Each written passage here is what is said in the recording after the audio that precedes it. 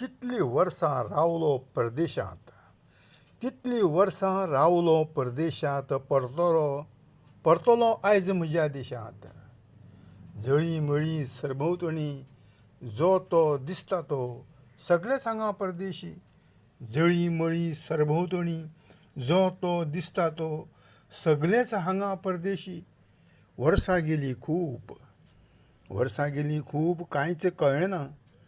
म्हजे आदले मनीस मेळटले, अकस्मात पळोवन अजापतले. हेच उमळशिकेन परतलो गांवां. म्हजो गांव हांवूच वळखलो ना, म्हजो गांव हांवूच वळखलो ना. म्हजो गांव, गांवचे म्हजे लोक खंय शेणले कोण जाणा. खूब खेळ्ळे आमी हांगा कबड्डी, खो खो, लगोरी. खेळ्ळे गुंयडे बार आनी गड्ड्यांनी. खूब खेळ्ळे आमी हांगा कबड्डी, खो खो, लगोरी. खेळ्ळे गुंयडे बार आनी गड्ड्यांनी. घरांत गुल्ल खेळूंक चाबलांनी, कांगांनी, लिपचेल्यांनी. तेन्नाचे ते सवंगडी गर्देंत खंय लिपले कोण जाणा.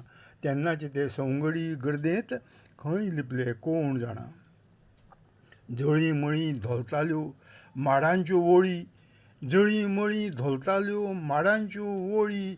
खंय गेली ती हांसती तळीं. काजू, चिंचो, बोरां, तोरां, काजू, चिंचो, बोरां, तोरां पुजायत भोंवतालीं शाळेंतलीं पोरां. ना थंय शाळा, खळें ना, मळेंय दिसना. ना थंय शाळा, खळें ना, मळेंय दिसना. घडलें कशें, घडयलें कोणें कोण जाणा. घडयलें कशें, घडलें कशें कोण जाणा. एका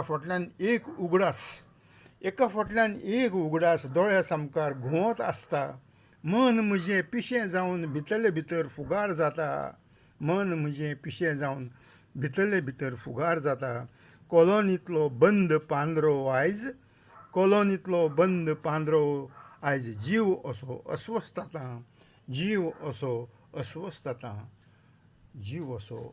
जाता. देव बरें करूं.